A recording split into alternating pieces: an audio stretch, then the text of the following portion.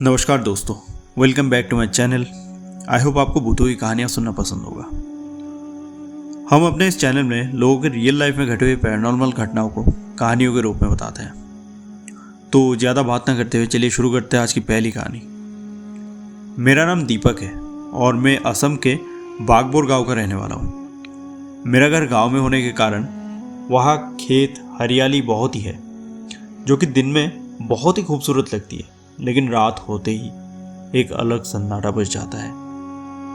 रात को सिर्फ भेड़ियों की रोने की आवाज़ और कुत्तों के भौंकने की आवाज़ आती है। ये घटना है लगभग 2007 के आसपास की, जब गांव में कहीं लाइट पहुंची थी तो कहीं नहीं पहुंची थी। हमारे गांव के पड़ोस वाले गांव में हर साल रामलीला होता था, जिसे देखने हम बहुत उत्सुक रहा करते थे। ऐसे ही एक शाम की बात है, मैं और मेरा बड़ा भाई रामलीला देखने जाने का निर्णय लेते हैं। हम रात के लगभग 8 बजे तक रामलीला पहुंच चुके थे। हमने पूरी रामलीला देखी और उसमें इतना मगन हो गए कि टाइम का पता ही नहीं चला। रात के लगभग 12:30 बजे तक रामलीला खत्म हुई। अब हमें घर भी जाना था। हमारा घर वहां से लगभग 7 किलोमीटर की दूरी पर था और एक कच्चा रास्ता भी पड़ता था, जहां से घर लगभग 4 किलोमीटर की दूरी पर पड़ता था। मैं और मेरा बड़ा भाई उस कच्चे सड़क से चल पड़े। सामने काफ़ी धान के खेत थे और रास्ते के दूसरी तरफ से एक नदी भी थी। जब हमने वो धान के खेत से चलना स्टार्ट किया तो लगभग 1 घंटे हो गए थे। अब तक हमें घर पहुंच जाना चाहिए था, लेकिन बाद में जब हमने नोटिस किया तो हमने देखा कि हम जिस रास्ते पर आए थे उसी रास्ते पे गोल गोल घूमे जा रहे हैं। और इसको नोटिस करने के बाद हम दोनों बहुत डर गए। अब हम दोनों खड़े होकर अपने चारों तरफ नज़र दौड़ाए। पूर्णिमा के चांद की रोशनी से चारों तरफ बिल्कुल साफ दिखाई पड़ रहा था, जो कि बहुत ही सुंदर लग रहा था। धान के खेत में धान थे नहीं, बिल्कुल मैदान जैसे सूखे हुए थे खेत। अब हमने अपना धीरे धीरे कदमों से आगे बढ़ने लगे। थोड़ी देर आगे चलते ही खेत के बगल में 5-6 लोग बैठे हुए दिखाई पड़े, जो कि आपस में बात कर रहे थे और जिन्होंने सफ़ेद रंग का पोशाक पहना हुआ था और उनकी पोशाक जैसे उस रात में भी एक अलग ही चमक दे रही थी। मैंने भैया से कहा कि हमें उनसे मदद मांगनी चाहिए, लेकिन भैया ने मेरे को चुप कराते हुए कहा कि आगे चलते रहे बिना आवाज़ किए। मेरे मन में काफ़ी सारे क्वेश्चन थे, लेकिन मैं भैया के सामने कुछ नहीं बोल पाया तब, और उनका हाथ पकड़ के आगे ही बढ़ते रहा। पीछे से तब बहुत ही अजीब अजीब से आवाज़ें आने लग गई, जैसे कोई बहुत ज़ोर ज़ोर से हंस रहा हो और अचानक कान के पास से आके कोई बोल रहा हो, कहाँ जा रहा है, हमारे साथ रुक के थोड़ी देर बात तो कर ले। मेरे भाई ने मेरा हाथ और कस के पकड़ लिया और बोला, कुछ भी हो जाए पीछे को मुड़कर मत देखना। मैं भी भाई की बात मानकर सामने देखते हुए आगे बढ़ने लगा अपने लंबे कदमों से। थोड़ी दूर जाने के बाद पीछे से आवाज़ आनी बंद हो गई। अब हम लगभग घर से 1 किलोमीटर की दूरी पर थे। खेत भी लगभग खत्म होने वाले थे। खेत के आगे एक तालाब पड़ता था और उसके आगे एक जंगल पड़ता था, फिर हमारा घर। लेकिन खेत खत्म होने वाले ही थे, तभी मेरे को एक औरत के रोने की आवाज़ आने लगी। वो बहुत ही दर्दनाक तरीके से रो रही थी। मैंने अपना नज़र घुमाया तो चांद की रोशनी से वो औरत एक खेत के किनारे बैठी हुई दिखाई दी, जिसने सफ़ेद साड़ी पहन रखा था और चांद की रोशनी से वो अलग ही चमक रही थी। मैंने अपने भाई से कहा कि हमें उस औरत की मदद करनी चाहिए, तो उसने मुझे डरते हुए बोला कि वहाँ कोई औरत नहीं है, चल मेरे साथ चुपचाप चल। मेरे को कुछ समझ नहीं आ रहा था हमारे साथ हो क्या रहा है, इसलिए मैंने अपने भाई का हाथ छुड़ाया और बोला, तू रुक, मैं देख के आ रहा हूँ। उसने मुझे रोकने की बहुत कोशिश की, लेकिन मैंने अनसुना कर दिया।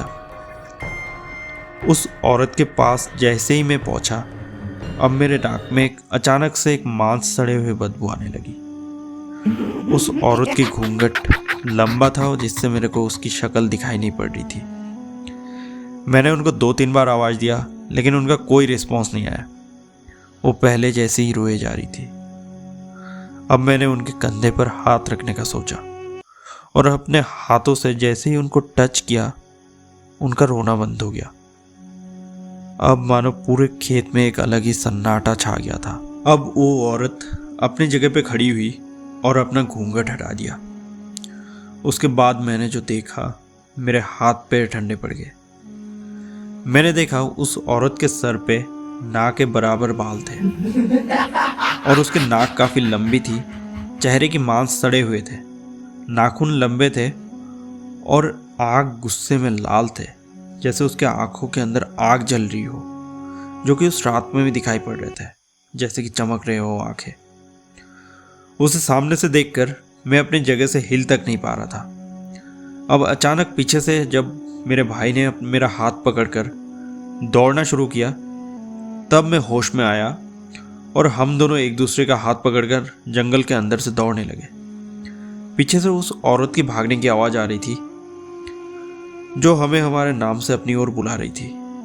चारों तरफ लग रहा था तूफान शुरू हो गया है। बड़े बड़े पेड़ हिल रहे थे और लग रहा था हमारे ऊपर अभी गिरेगा। जैसे तैसे दौड़ते हुए हम घर तक पहुंचे और घर के आंगन में पहुंच के ही हम दोनों बेहोश होकर गिर गए। हमारे बेहोश होकर गिरने की आवाज़ से घर वालों की नींद टूटी और उन्होंने हमें अंदर पकड़ कर ले गए। सुबह को जब आँख खुली तो घर वाले पास में बैठे हुए थे। फिर उनको रात की सारी घटनाएं बताई। तब दादाजी ने हमें बताया कि कल एक तो पूर्णिमा की रात थी और वो शॉर्टकट रास्ता लेना हमारा सबसे बड़ी गलती थी। वो रास्ता एक टाइम पे डाकू लोगों का अड्डा हुआ करता था, जहाँ पे वो व्यापारियों को लूटते थे और उनका हत्या भी कर देते थे, जिस वजह से वो जगह काफ़ी हॉन्टेड था। तो अब आप ही सोचिए कि आप ऐसे सिचुएशन में फंसे हुए हैं कि आप एक सुनसान वीराना खेत और जंगल वाले रास्ते से गुजर रहे हैं और ऐसी ऐसी घटनाएं आपके साथ घटे। तो ये चीज़ें आप जितना खुद को यहाँ पे इमेजिन करेंगे, आप इस हॉरर थ्रिलर को उतना ज़्यादा फील कर पाएंगे। तो ज़्यादा बात ना करते हुए चलिए शुरू करते हैं अगली कहानी। ये घटना है लगभग 4 साल पहले की। मेरा नाम प्रतीक्षा है और मैं दिल्ली की रहने वाली हूँ। अपना ग्रेजुएशन कंप्लीट होने के बाद मेरे को गुड़गांव के एक कॉरपोरेट कंपनी में जॉब मिल गई। जॉब बहुत अच्छा था और कंपनी में मेरी सैलरी काफ़ी अच्छी थी। एक ही प्रॉब्लम था, वो था कि कंपनी मेरे घर से काफ़ी दूर था। तो मैंने कंपनी के पास ही एक रूम रेंट पे लेने का सोचा। मैंने अपने कंपनी के पास ही एक पीजी ले लिया। सोचने वाली बात यह थी कि लोकेशन के हिसाब से वो रूम मेरे को काफ़ी सस्ते में मिल गया था। रेंट काफ़ी कम था, इसलिए मैंने भी ज़्यादा बिना सोचे रूम ले लिया। रूम पे अपना सामान वगैरह शिफ्ट करते करते शाम हो गए थे और मैं बहुत थक चुकी थी, जिससे कि मैं जल्दी सो गई उस दिन।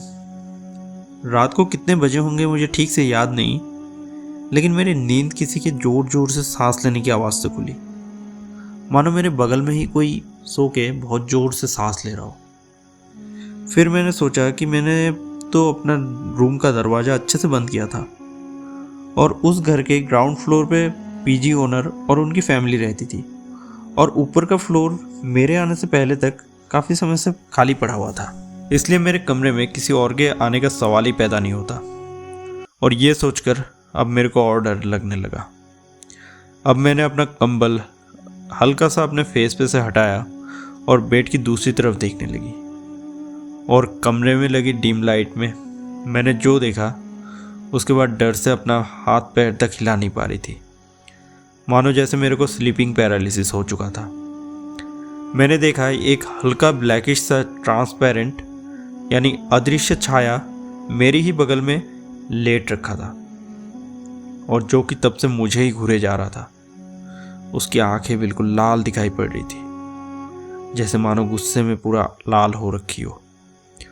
और उस छाये के आर पार मुझे सब कुछ दिखाई पड़ रहा था। अब अचानक वो छाया उठा और मेरे छाती पर बैठ गया और छाती पर बैठकर उसने दोनों हाथों से मेरा गला दबाने लगा। मैं ना हिल पा रही थी और ना ही आवाज़ निकाल पा रही थी। जब मैं कुछ नहीं कर पा रही थी तब मैंने मन ही मन गायत्री मंत्र जपने का चालू किया। अब धीरे धीरे उस छाया की पकड़ कमजोर होने लगी। उसके बाद अचानक से वो छाया गायब सी हो गई। दूसरे दिन जैसे ही मैंने पीजी ओनर से इस बारे में बात की तो पीजी ओनर इस बात को टालना चाहा, लेकिन जब मैंने उसको धमकाया तब उसने सारा सच बताया। उसने बताया कि इससे पहले एक बैचलर वहाँ पे उस कमरे में रहता था, जो कि अपनी MBBS की प्रिपरेशन कर रहा था, नीट की कोचिंग करता था, लेकिन किसी कारणवश वो नीट में सिलेक्ट नहीं हो पाया, जिस वजह से उसने अपनी फांसी लगा के आत्महत्या कर ली उसी रूम पे ही। उसके बाद से वो रूम काफ़ी टाइम तक खाली था, लेकिन कोई भी आता था 1-2 दिन से ज़्यादा नहीं रुकता था उस रूम पे। और वो रूम मेरे को इसलिए कम सस्ते दाम पे मिल चुका था। तो ये थी आज की दोनों कहानियाँ। आई होप आपको अच्छी लगी होंगी। अगर आपको थोड़ा बहुत भी अच्छा लगे तो kindly like my videos and comment your opinion कि मेरे को ये सुधार करना चाहिए, क्या सुधार करना चाहिए। और आपके समय के लिए थैंक यू। और अच्छा लगे तो प्लीज़ सब्सक्राइब माई चैनल।